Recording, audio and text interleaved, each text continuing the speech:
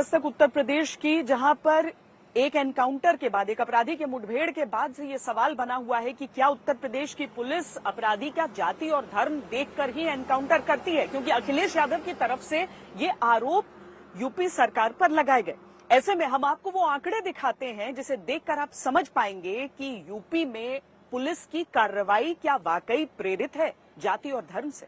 जब मुख्यमंत्री जी की बिरादरी का कोई अपराधी होता है तो उत्तर प्रदेश की पुलिस एसटीएफ का निशाना पैर पे लगता है। मुसलमान हो, यादव हो, ब्राह्मण हो, दलित हो, गुर्जर हो, प्रजापति हो, तो फिर उसको मार देते हैं। अखिलेश यादव की पार्टी के नेता उत्तर प्रदेश की पुलिस और स्पेशल टास्क फोर्स पर आरोप लगाते हैं। योगी जी अपनी पुलिस से पीडीए के लोगों की हत्या करा रहे हैं। आरोपों की वजह 28 अगस्त को सुल्तानपुर में 1.5 करोड़ की ज्वेलरी लूट के बाद हुई कार्रवाई से जुड़ी है। यूपी पुलिस ने जहां 3 सितंबर को सचिन सिंह, गोविंद सिंह और त्रिभुवन नाम के 3 बदमाशों को मुठभेड़ के बाद पकड़ा था, तीनों बदमाश जख्मी हुए थे। लेकिन 5 सितंबर को इसी लूटकांड में मंगेश यादव नाम के बदमाश को एनकाउंटर में ढेर किया गया। तब सवाल पहले अखिलेश यादव ने उठाया, लिखा जात देखकर जान ली गई। उत्तर प्रदेश पुलिस कहती है सुल्तानपुर लूटकांड में मंगेश यादव 1 लाख का इनामी आरोपी था, जिसके खिलाफ यूपी के जौनपुर, सुल्तानपुर, प्रतापगढ़ में चोरी, लूट और डकैती के 8 मुकदमे दर्ज थे। पुलिस कहती है कि मंगेश के खिलाफ सुल्तानपुर में 2022 में ही गैंगस्टर एक्ट का केस भी दर्ज हुआ था। लेकिन समाजवादी पार्टी के नेता मंगेश यादव के घर पहुंचते हैं।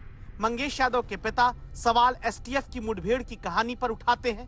कहते हैं उनके बेटे को तो पुलिस खुद ही उठा कर ले गई थी। मेरी 10 साल की लड़की है सर, वो बताया हमको, और सोमवार को 2 बजे ले गए हैं उठा के। और वो आते जाते थे, औरत को बताई कि ऐसा ऐसा मैटर हुआ है, ले गए हैं पुलिस चौकी बंद किए होंगे। 2 दिन अपने स्टेडियम रखे, उसके साथ में कोई गार्जियन नहीं गया है। इन लोग मार के 4 बजे सुबह वहाँ इसको दिखाए तो मैं गुजरात से भाग के आया, हमारा लड़का आज मार दिया।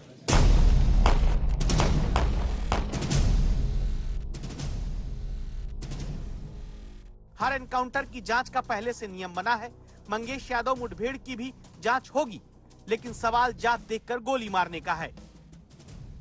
हम लोग बराबर सवाल उठा रहे हैं कि जाति के नाम पर जो है, चाहे मुस्लिम हो चाहे यादव हो, 2 को टारगेट, चाहे बैकवर्ड क्लास का हो व्यक्ति, उसको टारगेट सरकार द्वारा पुलिस से बनवाया जा रहा है और उसका उत्पीड़न किया जा रहा है। ऐसा क्यों सर?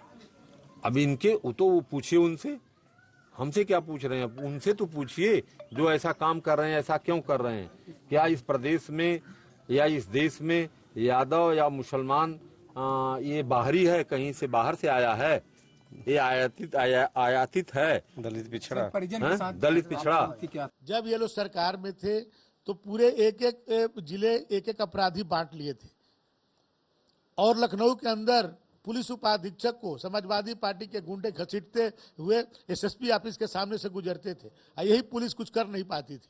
आज योगी जी के राज में आज एक सिपाही को भी कॉलर पकड़ लीजिए तो कलेजा निकाल लेगा।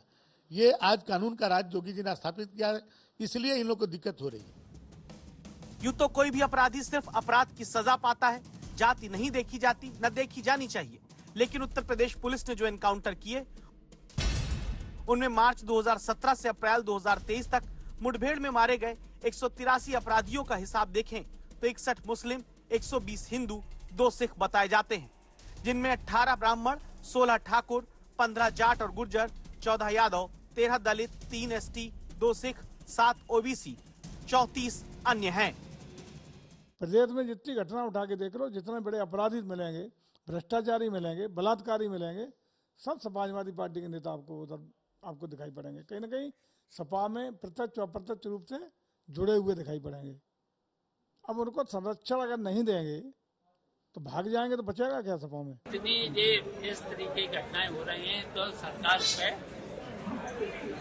इस तरीके से घटनाओं पर इंगित हो रहे हैं कि इस तरह की घटनाओं का जिस तरीके से गोली मारी जा रही है, तो उठ रहे सवाल उठ रहे, तो सवाल जब उठ रहे हैं तो उनकी जांच होना चाहिए।